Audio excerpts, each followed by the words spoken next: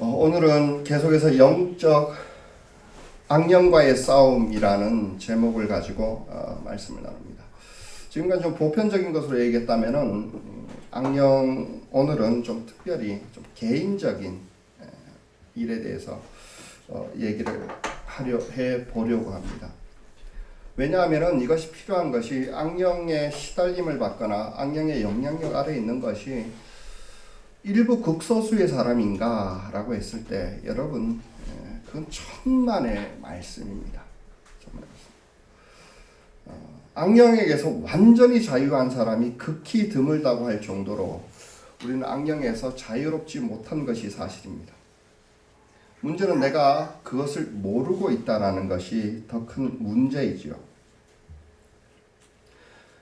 성경은 악령을 사탄을 표현하기를 세상의 임금이라고 했습니다. 임금이라는 것은 권세를 가지고 지배를 하고 있다는 것인데 우리들은 그 지배에서 벗어나고 있다라고 생각을 하시는지요? 대부분의 사람은 그 지배에서 벗어나지 못하고 있습니다. 그래서 사실 그 권세 아래서 자유할 수 있다면 우리는 정말로 많은 것을 누리고 있습니다. 베드로 전서인가 후서인가 모르겠는데 그러나 그리스도인에게는 희소식이 있는데 악령에 대해서 베드로 사도는 이렇게 표현을 하고 있습니다. 악령과 그의 전쟁에서 이미 예수 그리스도는 이미 승리를 했습니다. 승리를 하고 나서 그것을 표현하기를 그 당시 로마의 전통을 따라서 설명을 하고 있습니다. 악령은 이미 졌고 쇠사슬에 묶여가지고 로마에서는 적장을 잡아서 포박을 한 후에 그 승전한 행진을 합니다. 거기에 질질 끌고 옵니다. 적장을. 그래서 거기 앞에 무릎을 꿇혀 놓습니다. 그리고 모든 사람이 보게 합니다. 그것을 표현하는데 실제로 그렇다라는 겁니다.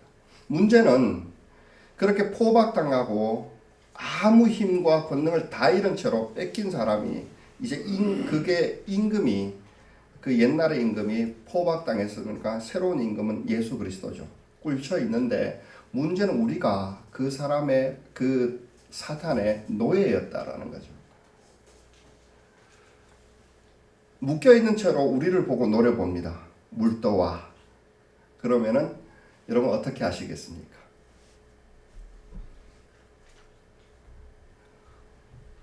옛날에 하도 학대를 당해서 옛날에 너무 그 조종하는 게 무서워서 그 권위가 아직도 있는 줄 알고 무서워서 쪼르르 가서 물도 너희는 꼼짝 마. 그러면 꼼짝도 못하고 지금 이런 상황이라는 겁니다. 두려움에 모든 것을 잃어버렸다라는 것입니다. 여러분 거기에서 벗어나셔야 됩니다. 복음은 그걸 가능하게 했다 이렇게 저는 생각합니다. 여러분 지난 시간에 우리 악의 근원에 대해서 제가 말씀드린 이유가 뭔가라고 하면은 뭔가 하면은 악의 근원이 뭐라 그랬죠? 이기심과 게으름. 이거 제 얘기는 아니지만 정말로 일리가 있습니다. 한마디로 줄인다 그러면 이기심도 그렇고 게으름도 그렇고 자기사랑입니다. 자기사랑. 이것을 천천히 들어보면은 사단이 최초에 에덴에서 하와에게 유혹할 때 사용했습니다.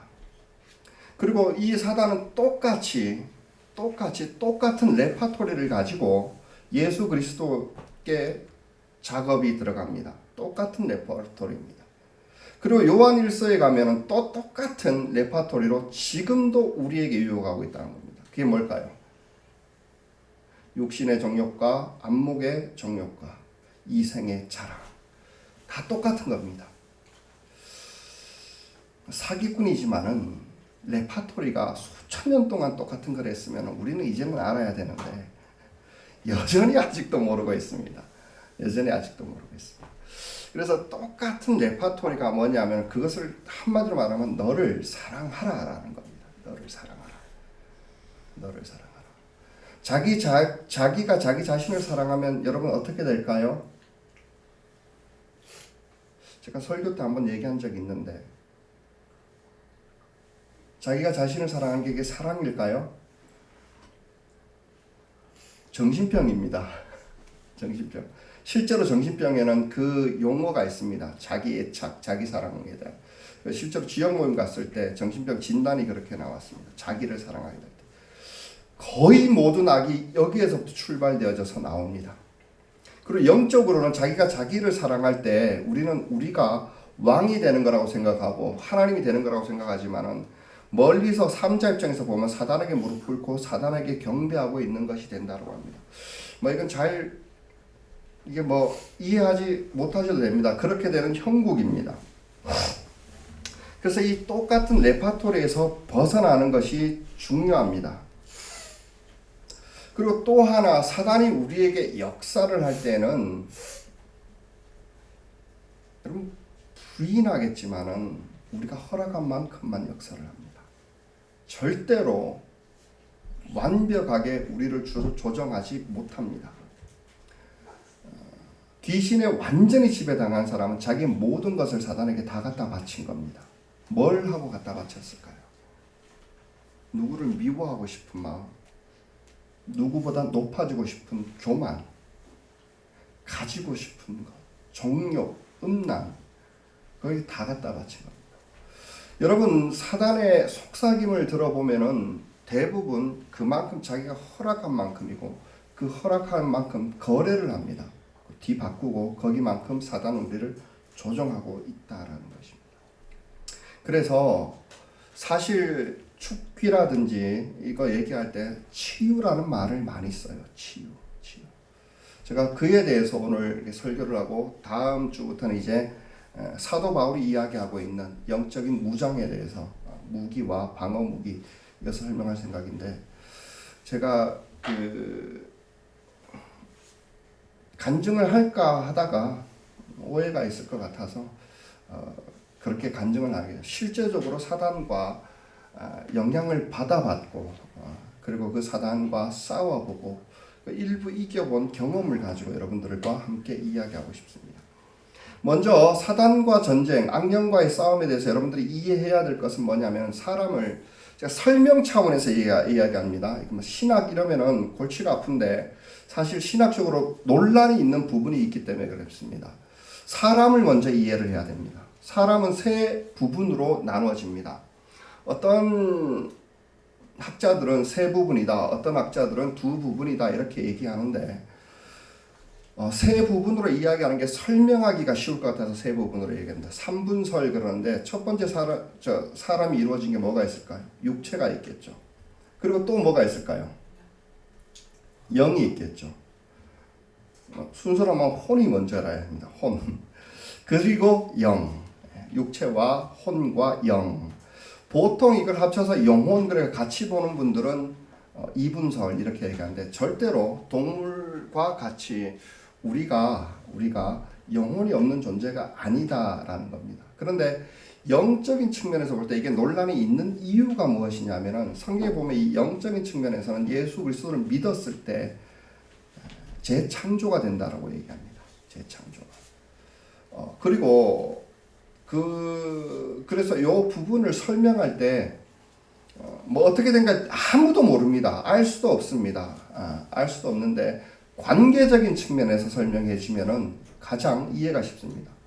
육적인 부분은 우리가 세상 만물과 소통할 때 필요한 부분입니다. 그래서 필요한 것이 오감이죠. 보고 만지고 듣고 맛보고 하는 이런 것들이 소통을 할 때 필요한 겁니다. 그리고 혼적인 부분은 사람과 사람 관계에서 필요한 것입니다. 그래서 우리가 인격적인 교제 이렇게 얘기할 때 필요한 것이 지정의를 가지고 사람을 이렇게 사귀어나가고 그 사람을 판단하기도 하죠. 영적인 부분은 영성에 관련된 것으로 하나님과의 관계에서 그래서 영성하는 말은 하나님과의 관계에서 나의 모습, 나의 정체성 그러면 좋을 것 같습니다. 제가 왜 이렇게 이야기를 하냐라고 하면은 사단, 악령으로부터 시달림을 받거나 악령으로부터 공격받을 때 제가 지난 시간에 얘기했듯이 악령은 우리 영을 건드리지 못합니다. 대부분 혼적인 부분, 마음에서부터 시작되고 우리들의 생각을 조정하기 시작합니다. 거기에서 외부로부터 어떤 속삭임이 들려옵니다. 그래서 그 곳을 통해서 계속 공격에 들어와서 확장시켜 나갑니다. 구약의 성경에 보면은 아말렉이라는 민족을 사단과 악령을 이렇게 비유해서 많이 설명하는데 이스라엘 그 민족이 대이동을 시작하죠. 이동을 시작할 때 이 아말렉 민족이 이스라엘을 쳐들어오고 이스라엘 무너뜨릴 때 표현을 이렇게 표현합니다. 뒤처져 있는 가장 연약한 부분을 공격해 들어옵니다. 어떤 사람은 이 생각에 있어서 사단이 주는 속삭임에 가장 약하다고 생각하는 사람이, 어떤 사람은 누구를 미워하는 것일 수 있습니다. 관계에 문제가 있을 때 미움을 심어주고 그것을 계속해서 증폭하게, 끊어지지 않게, 그리고 거기서 빠져들도록 만듭니다. 어떤 사람은 교만일 수 있습니다. 어떤 사람은 나태함과 게으름일 수 있습니다. 그래서 그 사람을 지배해 나갑니다. 점점 확장하듯이. 그래서 대부분 첫 번째 특징, 여러분들이 뭐 완전히 지배당해서 그러지는 않겠지만 완벽하게 귀신 들린 사람을 보면은 그 첫 번째가 있습니다. 미움이라든지 교만이라든지 거기에서 계속 거기 머물러 있고, 그것을 누리기 위해서 여러분 자신의 삶을 사단과 거래하고 그만큼 허락합니다. 여러분 어떻게 방어를 해야 됩니까? 어떻게 방어? 이게 문제입니다. 이럴 때. 예를 들어서 가룟 유다 같은 경우를 한번 생각해 보십시다. 성경의 표현으로는 이렇게 되어 있습니다. 예수를 팔까라는 생각을 사단이 집어넣었더니 밖에서 이 얘기를 하는 거죠. 팔아봐. 유다는 그런 생각이 들었을 겁니다. 예수를 팔면 돈 되겠는데 어차피 팔아가지고 이런 유익이 있을 텐데, 그 생각을 수용하기 시작합니다. 그런데 실제로 그 생각이 유다에게만 있었을까? 꼭 돈 문제가 아니라도 다른 것들이 다른 제자에게는 없었을까요? 있었다라는 겁니다. 분명히 있었습니다. 문제는 가룟 유다는 그것을 수용하기 시작한 겁니다. 여러분 그렇죠? 사람을 미워할 때 생각만 해도 고소할 때 있죠. 웃어본 분은 경험이 있는 거예요. 여러분 교만한 마음 품을 때 누군가 자기에게 박수 쳐주고 인정받는 거 생각만 해도 우쭐할 때 있죠. 그때 거부를 해야 됩니다. 이것은 나쁜 생각입니다. 그때 거부를 해야 됩니다. 그때가 제일 쉽습니다. 거부하고 안 하고 했을 때 어떤 것이냐면은 이것의 출처가 사탄이구나. 이것을 아는 거에서 시작되는 겁니다. 짜증 나는데 여러분 한 번만 객관적으로 생각해 봐야 됩니다. 자기의 사랑을 벗어나서 삼자증, 이게 짜증낼 일인가? 이것이 도대체 미워해야 될 일인가? 교만할 때 이 교만으로서 내가 얻을 수 있는 게 뭔가? 여러분 이것을 구별해 볼 필요가 있다라는 겁니다. 그런데 이 모든 속삭임은 그때도 얘기했듯이 이기심과 게으름에서 옵니다. 자기 사랑에서 옵니다. 자기가 하나님 되고 싶은 마음에서부터 시작됩니다. 그래서 그 류입니다. 그것을 우리 빨리 캐치를 할 수 있어야 합니다. 제가 그리고 또 하나 중요한 것들 중에 하나가, 사람은 전인적 치유 이런 말을 많이 하죠. 전인적 치유가 뭐냐라고 하면은 사실 그 귀신 들린 이런 사람을 발견하거나 만날 때 독특한 것 중에 하나가 뭐냐면 인종 직전이 많습니다. 그리고 육체적으로 굉장히 연약해져 있을 때 악령의 시달림이 있는 경우가 종종 있습니다. 왜입니까? 육체와 영적인 부분이 연관성이 없는 게 아니라는 거예요. 또 하나, 여러분 누군가를 지독히 미워하면은 소갈이 하는 사람들 있죠. 스트레스가 지나치면 속이 쓰리거나 심하게는 위장이 막 생채기까지 나는 그런 사람이 있습니다. 무슨 말입니까? 이건 혼적으로 문제가 있기 시작해서 육체적으로 병이 들기 시작한다는 겁니다. 마찬가지로 우리가 한쪽이 약해져 있을 때 육체적으로 병들기 시작해서 영적으로 병들기 시작하기도 하고, 영적으로 병들어서 육체적으로 질병이 옮겨가기도 하고 이게 전인적으로 시작된다는 겁니다. 그래서 치유라고 할 때는 뭐 하나 끝까지 한번 잘해보는 게 도움이 됩니다. 여러분 영적인 병 들었는데 건강한 여행이나 건강한 운동이 도움이 될까요? 도움이 됩니다. 매우 도움이 됩니다. 밝은 데 나가고 좋은 환경을 꾸미고, 제가 찰스 콜슨이라는 그 사람이 쓴 책을 읽다가 신기한 걸 봤는데, 이 사람은 교도소 선교로 유명한 사람이죠. 옛날에 그 정치인으로 굉장히 유명했었는데 워터게이트 때 잘린 다음에 교도소 갔다 오고 나서 교도소 선교를 많이 한 사람인데, 교도소 수감 했던 사람 중에 교도소에서조차 감당이 안 돼서 24시간 계속 독방에만 가두는 사람이 있었습니다. 다른 사람하고 이제 같은 방을 못 쓰는 거예요. 근데 지나가다가 자기 그 독방을 봤는데 주변이 엉망진창인 거예요. 막 돌을 긁어가지고 막 욕이란 욕은 벽에 다 써놓고요. 그 다음에 막 이상한 그림 같은 걸 그려놓고 막 온갖 낙서와 지저분함의 극치를 이루는, 그 사람이 교도소에서 그 사람을 보고 그 사람에게 복음을 전했습니다. 사실은 기대를 하지 않았다고 그래요. 일주일 후에 다시 방문을 했는데 그 복음이 그 사람을 변화시키기 시작한 거예요. 제일 먼저 뭐를 했을까요? 낙서부터 지운 거예요. 주변 청소하기 시작한 거예요. 그러면서 이제 치유가 시작되기 시작해요. 치유가 이렇게 들어오는 거예요. 제가 그렇기 때문에 지금 말씀드리는 치유 방법은 모든 것이라기보다는 어쩌면 빠른 것일 수 있습니다. 그리고 하나일 수 있습니다. 목사이기 때문에 이야기하는. 그러나 여러분 악령의 시달림이 있을 때 여러분 누군가 계속 끊임없이 미워진다, 정말 인정받지 못함에 대해서 정말 왜 이럴까 막 교만한 마음이 들 때는 좀 운동을 해보시기도 하고, 건전한 생각을 해서 음악을 들어보거나 영화 감상이나 건전한 생각들이 굉장히 많이 도움이 됩니다. 그 많은 것 중에 하나로서 제가 얘기하는 방법들을 동원해 보는 겁니다. 그래서 그런 것들, 일단은 그 모든 것보다 중요한 건 뭐라고요? 내가 이것이 출처가 어디냐라는 것을 알아야 되는 겁니다. 지독한 자기사랑, 여기에서 오는 속삭임들. 성경에는 자기사랑이라는 단어가 없을 뿐만 아니라, 제가 정신병이라고 했지만 있을 수도 없는 일입니다. 왜냐하면 사랑은, 자기를 사랑하면 그때부터는 정신병이라고 생각해야 됩니다. 사랑은 내가 아닌 흘러가는 거기 때문에 그래요. 하나님은 사랑의 본체시잖아요. 하나님이 자기를 사랑했나요? 아니에요. 삼위일체 안에서 서로를 사랑하시는 분입니다. 그 사랑이 우리에게 흘러오신 것. 이것을 캐치를 하셔가지고 내가 악령의 시달림이 있을 때 쓸 수 있기를 저는 소원합니다. 악령과 그러면 어떻게 싸울 수 있는가? 첫 번째로 두말할 나위 없이 기도입니다. 기도는 여러분 악령의 실체들을 알게 하기도 합니다. 여러분 악령의 시달림에 있는 사람의 특징이 뭘까요? 산만하고 바쁩니다. 정말로 제가 강조하고 싶은데, 여러분 산만함과 바쁜 거를 그냥 일이 많아서 그렇다 생각하셔서는 안 됩니다.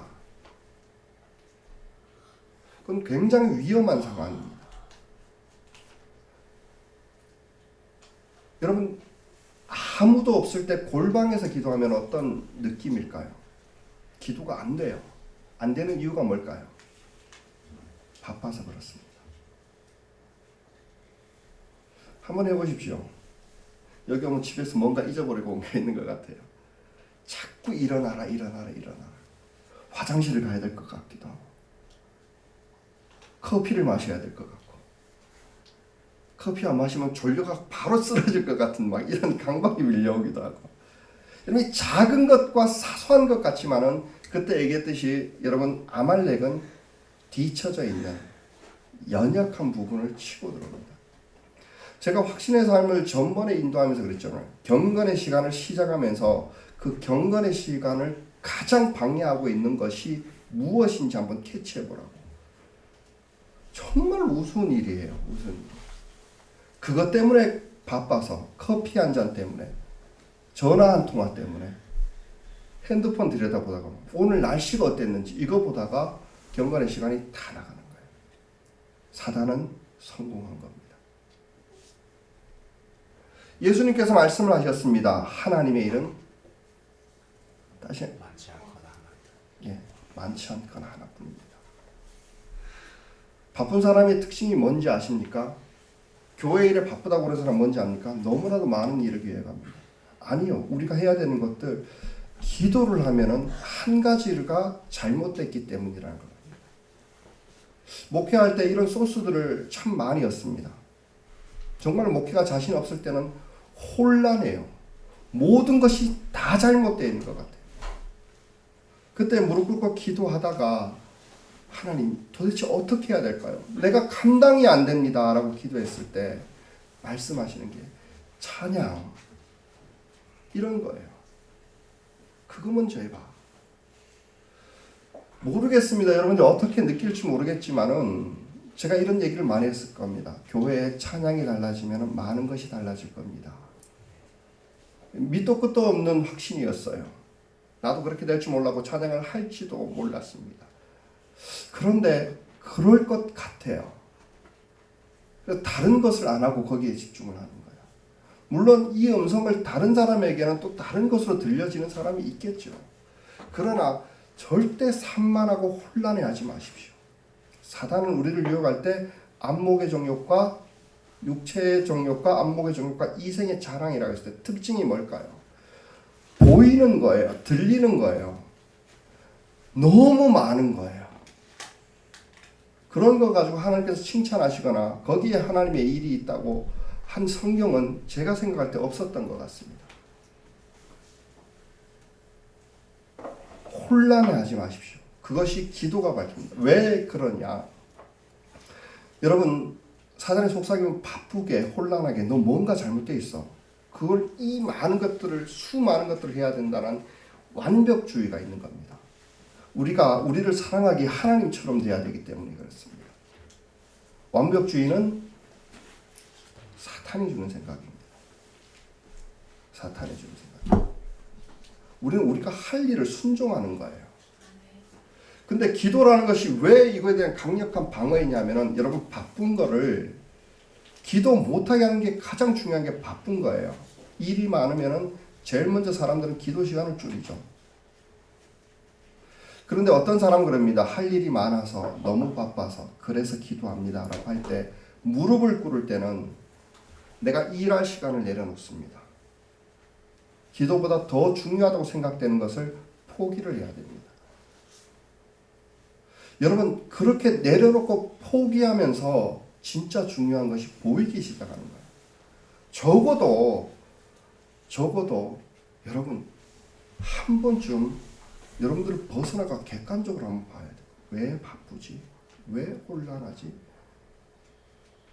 사람이 혼미하고 미혹당하고 있는데 많은 일을 한다고 해서 그게 해결된다고 생각하면 착각입니다. 핵심이 무엇이고 근원이 무엇인지 알아야 되는 거예요.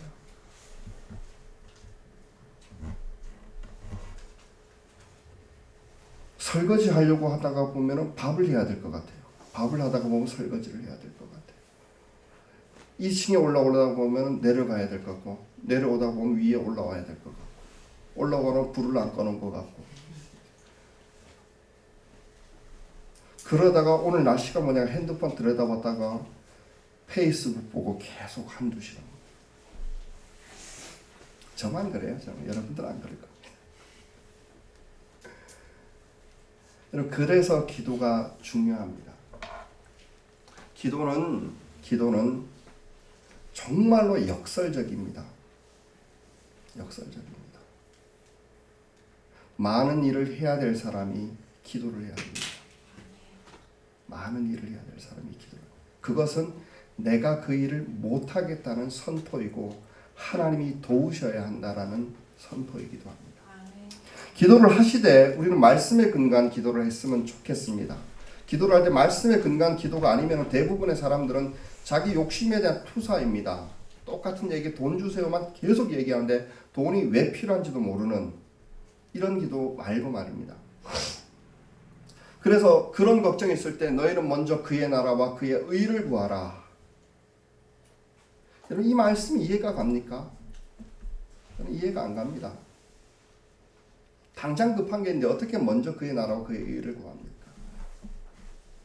저는 성경을 정말로 이해 안 가는 게 많습니다. 그러나 저는 덮어놓고 믿습니다. 이해는 행동한 다음에 이해되는 경우가 많습니다. 그거 이해되고 안 되고 난 소용이 없습니다. 믿고 행동합니다. 거기까지 된 것이 저는 큰 축복이었습니다. 많은 구절이 그렇지는 않습니다. 그런데 믿어집니다. 그래서 사실은 성경을 행동할 때는 무서울 때가 많습니다. 두려울 때가 많습니다. 손해날 것 같은 그런 생각에 빠져들 때도 많습니다. 왜 내가 좋은 일하고 선한 일을 하고 다른 사람에게 자랑을 안 해야 돼? 자랑을 하면 그래도 그 얘기 들은 사람이 변하겠지. 선한 영향이 있겠지 했는데 그렇지 않아요. 오른손을 하는 일을 왼손이 모르게 하는 게 훨씬 더 강력합니다. 여러분 이런 것들이 많습니다. 섬김이 어떻게 사람을 바꿉니까? 아니죠. 섬김이려면 뭔가 좀 가르쳐주고 사람을 조종하고 이렇게 도와줘야죠. 이렇게 해줘야지. 그게 어떻게 사람을 바꿔요? 아니에요. 섬기는 게 사람을 바꿉니다. 힘을 가지고 다 사람을 조종하는 게 아니라 성경이 이런 부분에서 얼마나 역설적으로 이야기하고 있는지 모릅니다. 문제는 제가 왜 이런 얘기를 합니까? 사단의 음성과 성경의 음성은 반대되는 것이 너무나도 많다라는 겁니다. 사단의 음성은 이해가 됩니다. 그럴듯합니다. 그러니까 속습니다. 그러니까 세상의 임금이고 그것으로 사람을 무너뜨렸습니다. 근데 성경은 이해되지 않습니다. 그러면 정말 망할 것 같습니다. 죽을 것 같습니다. 손해볼 것 같습니다. 그런 게 너무나도 많습니다. 그러니까 믿으라고 하신 겁니다. 여러분 이런 걸 가지고 기도를 하셔야 됩니다. 그의 나라와 그의 의를 구하라. 내 할 일이 태산인데 그의 나라와 그의 의를 구해? 그런다고 됩니까? 됩니까? 해보세요. 저 이해는 안 되지만 해보세요. 믿는다면 하게 될 것입니다. 그럴 때 아하 그렇구나 하는 것이 있다는 것입니다. 산만했던 마르다라는 자매가 있었습니다. 집에 손님이 어마어마하게 많이 왔어요. 뭘 해야 될지 모르겠어요. 어떤 사람은 이거 가져오라 저거 가져오라 뭐 화장실은 어디 있어요. 우리가 너무 바쁜 거예요. 근데 동생은 편안하게 예수님 말씀만 듣고 있는 거예요. 그래서 짜증이 나는 거예요. 미움이 싹든 거예요. 주님 저 인간 좀 어떻게 좀 움직이라고 나를 좀 도우라고 이야기해 주세요라고 할 때 예수님이 하셨던 말씀이 그 유명한 주님의 일은 많지 않거나 하나뿐이다.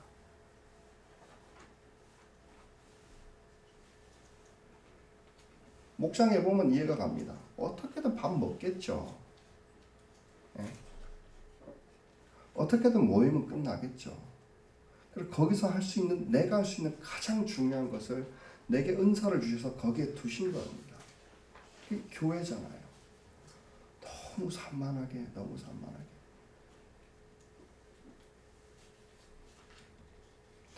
여러분 강박에 시달리거나 우울증에 시달린 사람들 디프레션은 내일에 대한 걱정에서 오는 거 아시죠? 자살 정도로. 근데 예수님 말합니다. 내일 일을 걱정하지 말아라. 내일 걱정은 내일이 맡아서 하게 하리라. 저는 이 말씀이 이해가 안 갑니다. 근데 믿어지면은 되게 됩니다. 여러분 걱정 안 한다고 됩니까? 걱정이 되는데 기도할 때 이 말씀을 붙들고 계속 기도하는 겁니다. 그리고 그 말씀이 이제 소화가 되기 시작합니다. 예수님 말씀처럼 말씀을 먹게 되고 내게 흡수가 되기 시작하고 그때부터 정말로 걱정이 안 돼요. 저 같은 경우는 왜 걱정이 안 되냐면 어차피 안 되는 거. 노력해도 안 되는 거 뭐 하려고 오늘 고생을 내일 것까지 당겨서 하냐고. 내일 닥치면 알아서 하겠지. 저는 사실 아직도 놓지 못하는 게 있습니다. 노후. 내일 것까지는 어떻게 걱정 안 하고 살아보겠는데 이러다가 늙고 힘없어지면은 정말 오갈 데 없어지는 게 아니라 이런 걱정이 있어요. 계속 이 말씀을 가지고 싸웁니다. 주님 먹여주신다고 했으니, 주님 살려주신다고 했으니, 입혀주신다고 했으니. 여러분, 하나님이 그렇게 말씀하셨어요. 그런데 사단은 어떻게 말했다고요? 너 그러면 안 돼. 초라해질 거야. 너 하나님처럼 돼야 되잖아. 안목의 정욕, 이생의 자랑. 머리에 좀 자랑할 거 있어야지. 근데 반대예요. 말씀은 그게 수치스러웠던 거예요. 뭐가 부끄러운지, 뭐가 옳은 건지. 여러분, 성경을 가서 비추고 거기서 기도하고 들어가면 그게 구별이 된다라는 겁니다. 그것으로 싸울 수가 있다라는 겁니다. 성경을 붙들고 한번 기도해 보시기 바랍니다. 제가 얘기하고 싶은 것은 특히 골방에서 그렇게 해보십시오. 그리고 여러분들 무엇이 여러분들 무릎 꿇은 자세에서 가장 먼저 일어나게 하는지 여러분 그걸 작게 보지 마십시오. 커피 한 잔이든지 핸드폰이든지 작게 보지 마십시오. 두 번째는 찬양이라고 저는 말씀드리고 싶습니다. 사무엘서 16장 23절에 보면은 악한 영이 사울에게 내리면 다윗의 수금을 들고 와서 손으로 탔고 그때마다 사울에게 내리는 악한 영이 떠나갔고 사울은 제 정신이 들었다. 찬양은 어떤 의미인가 저는 한번 생각을 해봤습니다. 찬양은 하나님을 높이기 때문에 그렇습니다. 솔직히 그것이 내 마음에 젖어들던 그걸 내가 가사 내용을 이해했던 그러면 좋지만 그렇지 않다 하더라도 찬양은 물리적인 힘이 있습니다.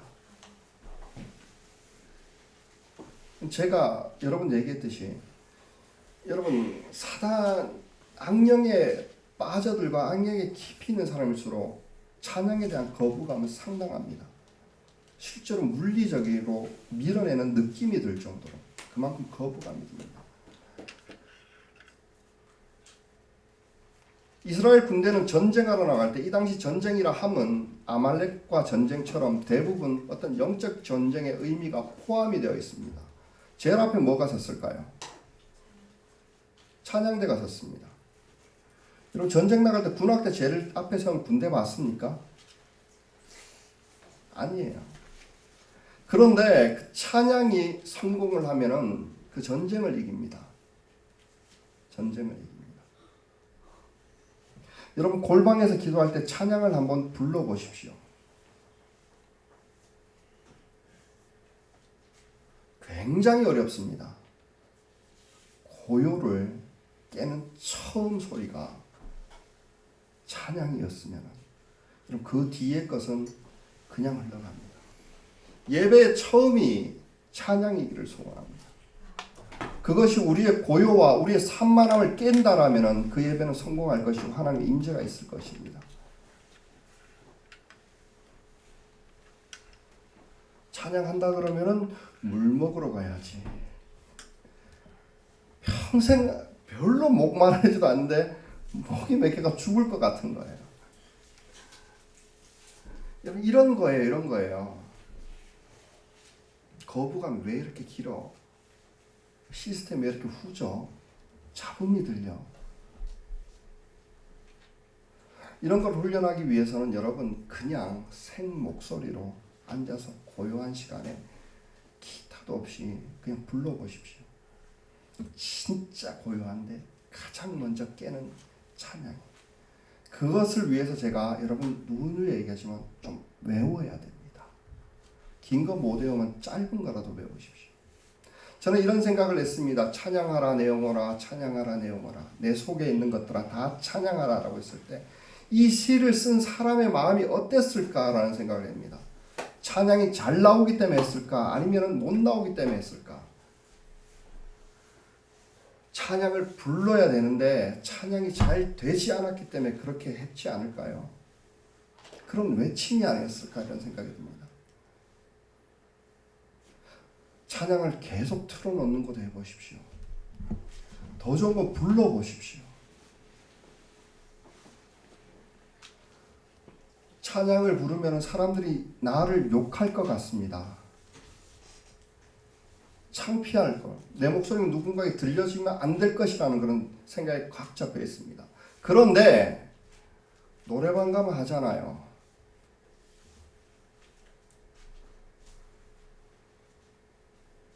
그거는 괜찮고 찬양을 부르면 창피합니까?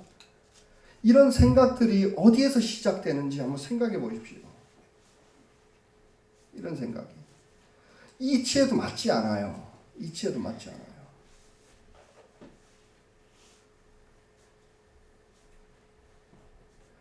세상에 시장터에서 흘러나오는 음악은 듣기가 좋은데 찬양이 나오고 있으면 그거 이상해요. 거부감이 들어요. 틀면 안 될 것 같아요. 막연한데 왜 그런지 한번 생각해. 출처가 어디인지 왜 이런 생각이 드는지 한번 생각해 보셔야 됩니다. 세 번째로 우리가 쓸 수 있는 게 뭘까요? 첫 번째는 말씀을 붙들고 기도하라. 두 번째로는 찬양하라. 세 번째는 권세입니다. 요한복음 1장 12절에 보면 이런 얘기가 있습니다. 우리 예수 영접 모임에 하니까 많이들 아시겠죠. 그를 맞아들이는 사람들 곧 그 이름을 믿는 사람들에게는 하나님의 자녀가 되는 특권을 주셨다. 예수를 영접하기 사람에게는 특권을 주셨다라고 얘기합니다. 다른 사람들과 다른 특권이라는 게 있습니다. 그 중에 하나가 여기서 말하는 것은 하나님의 자녀가 되는 특권이에요. 자녀가 되는 특권. 또 어떤 특권이 있을까요? 예수 믿는 사람에게. 예, 귀신을 내쫓는 것. 너무너무 특권이 많아요. 근데 그 특권을 모르고 있어요. 기도 응답되는 거. 예수 믿는 사람이 기도하면 기도 응답이 된다라는 거 모르세요? 모르고 그렇게 기도했어요? 그래 맨날 딴 사람한테 기도 부탁만 했어요? 모르는 사람이 응답되어줘도 감동이 없더라고요. 우연이라 그러더라고. 한 가지 기도 제목 붙들고 며칠씩 금식하면서 절절절절 끓는 듯이 한번 기도해보면 응답되어지면 기도 응답이라고 들은데 여러분 우리에게는 예수님의 약속이 있어요. 내 이름으로 기도하면 내가 들어줄 거야 그랬어요. 예수님이 들어준대요. 여러분들이 어떻게 하는 게 아니고요. 염력으로 그걸 이루어지는 게 아니고요. 이런 특권이 있다는 거예요. 또 어떤 특권이 있을까요? 축복하는 특권이 있잖아요. 그리스도인이 복을 빌어주면 그 복이 임할까요? 안 임할까요? 임해요? 그런데 매주일마다 하늘 복 많이 받으세요 그럴 때 인상이 그렇지 않던데요. 지금 복 빌어주면 오늘 밤에 이 사람이 하늘이 내리는 복이 임할 거야 라는 확신도 없어요.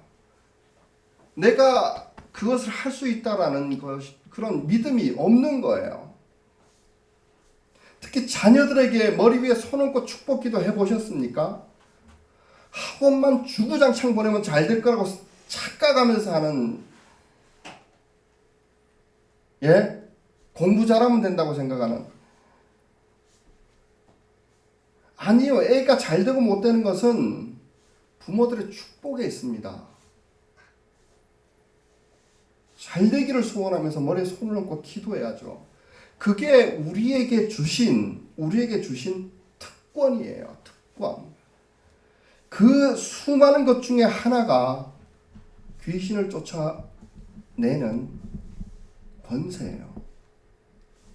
예수님께서 부활하고 나시고 누누이 얘기를 하십니다. 내 이름으로 귀신을 쫓을 거야. 문제는 우리가 그거를 몰라요. 그죠? 그래서 잘 안 해요. 내가 얘기하면 귀신이 안 나갈 것 같아. 그래서 안 해요. 그렇죠. 여러분들이 얘기하면 귀신은 원래 안 나가요. 우리보다 훨씬 강합니다. 여기서 말하는 권세라는 게 뭘까요? 우리의 능력, 우리의 지혜, 우리의 알미나 어떤 행위, 방법 이런 게 아니라는 거예요. 이런 게 아니라는 거예요. 귀신은 예수 이름 앞에 이미 패배를 했어요. 권세라는 것은 이런 것과 같습니다. 차가 막 와요. 내가 손을 흔들면 그 차가 어떨까요? 설 수도 있고 갈 수도 있고 기분 나쁘면 나를 칠 수도 있고. 그런데 경찰 제복 입은 사람이 손을 딱 흔들면 어떨까요? 서죠. 왜요? 사람이 달라져서요? 그 사람이 뭐 대단한 파워와 지혜가 옷을 입으면 생겨나서요? 아니에요. 경찰복에 있는 권세가 있어요.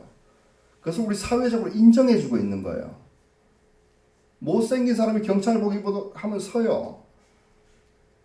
여자가 그런다고 해도 큰 트럭도 설 거예요. 이런 권세를 쓸 때는 안 될 것 같아. 이게 가장 큰 문제예요. 예수님이 하신대요. 예수님이. 너희는 쫓아보내.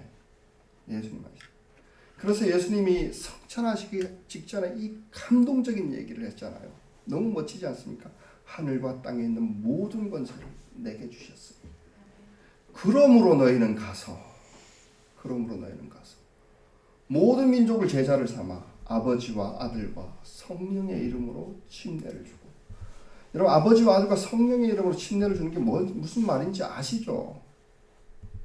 예수 이름으로 깃발을 꼽는 거예요. 이 땅은 내 땅 그러는 거예요. 근데 그 제일 처음이 뭐라고요? 하늘과 땅에 있는 모든 권세는 예수님 말씀하시길 다 내 거야. 그러니까 가라는 거예요. 저는 이 말씀이 제자들에게 얼마나 큰 위로가 됐을까 한번 생각을 해봅니다. 제자들 무서웠을 겁니다. 여러분, 로마가 예수를 대항해서 죽였습니다. 사회 모든 기득권들이 예수를 대항해서 그를 죽였습니다. 근데 세계를 정복하라고 예수 말도 안 되는 얘기를 하잖아요. 부활하셨으면 당신이 직접 가서 이렇게 그 사람들한테 좀 보여주고 좀 정리를 싸게 해주고 가라고 그러든지, 그죠? 홀랑승천하시면서 이제 간다 그러면서 증거도 이렇게 별로 없이 전해라고. 근거가 뭘까요? 부활은 하나님의 아들. 이 권세, 하늘과 땅에 있는 모든 권세는 다 내 거야. 너희에게 물려줄 테니 그걸 가지고 정복해 나가라. 그래서 제자들이 그러죠. 베드로가 성문 앞에 서 있는 안진뱅이에게 예수 이름으로 명하노니 일어나 걸어라. 베드로가 잘나서 그랬다는 게 아니에요. 권세라는 것을 쓴 거예요. 명령인 거예요. 여러분, 이게 권세예요. 악령의 시달림이나 여러분 가룟 유다처럼 예수를 팔아볼까 하는 생각을 싹 넣거든. 똑똑히 분명한 발음을 가지고 하늘과 땅에 있는 모든 권세를 가지신 예수 그리스도 이름으로 명하노니 나쁜 생각을 주고 있는 악령은 떠나갈지어다. 이거 몇 번 반복해 보십시오. 거기서 자유하게 됩니다. 실제로 알게 됩니다. 이게 악령을 제한. 그러니까 비슷한 이거를 뭐 고래고래 감을 외쳐도 되는데 안 그래도 됩니다. 분명하게, 그러나 내 목소리를 내가 들을 수 있을 정도로 하는 게 좋습니다. 단 권위 있게 하셔야 됩니다. 벌벌 떨지 말고. 권위는 원래 여러분들 게 아니고 내 게 아니고 그렇습니다. 자꾸 이런 거 가지고 그 목사를 찾아오고 그러는데 사실 목사가 해야 되죠. 근데 아니에요. 그것도 아니에요. 안수나 뭐 이런 권위 있지만 이런 거하고는 달라요. 그냥 혼자서 다 되는 거예요. 문제는 더 중요한 것은 이 출처가 사단이다라는 것만 알아도. 운동만 열심히 하고 주변 환경만 깨끗하게 해도 악령의 속삭임은 많이 사라질 수 있습니다. 이렇게 치유를 시작해 보시고 다음 주부터 이제 본격적으로 주님이 주신 무기가 무엇인지, 방어구가 어떤 것인지, 어떤 역할을 하는지 한번 살펴보도록 하겠습니다. 기도하겠습니다.